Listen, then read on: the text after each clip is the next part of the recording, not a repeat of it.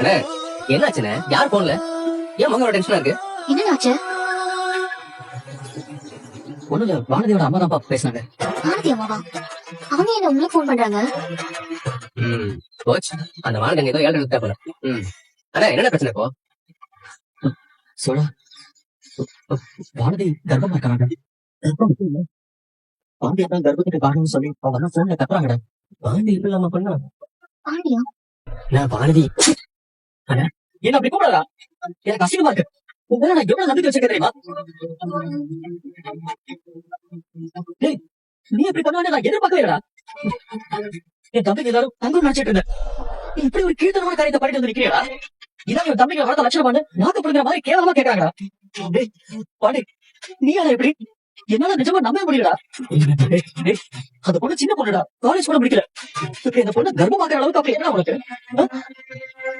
அண்ணா, இருங்க, முதல்ல அவட்ட என்னன்னு கேட்போம். இதுக்கு மேல என்ன கேக்குறது? அந்த பொண்ணே சொல்லிருக்கு, நான் கர்ப்பமா இருக்கேன், பாண்டியோட குழந்தைய வயித்துல வளருதுன்னு அந்த பொண்ணு சொல்லிருக்கு. ஏன்னா ஒரு பொண்ணு இந்த மாதிரி விஷயத்துல போய் சொல்லுவாளா? அந்த அம்மா கேட்கிற கேள்விக்கு என்னால பதில் சொல்ல முடியலடா.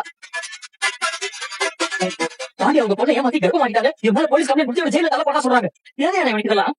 ஏய் பாண்டி, என்ன அதெல்லாம் கேட்டுக்கிட்டே இருக்க, எப்படி நீங்க சொல்லு. இருங்க, நாங்க பேசிட்டு தானே இருக்கோம். அண்ணா, அவன் லவ் பண்ற பொண்ணு தானே வானதி. அதுக்காக இப்படி பண்ணிடுவாங்க? இல்ல, என்ன பேசுறீ? இல்லண்ணே, நான் அப்படி சொல்ல வரல. பின்ன வேற எதுக்கு அப்படி ஒரு காரியத்தை பண்ணணும்டா?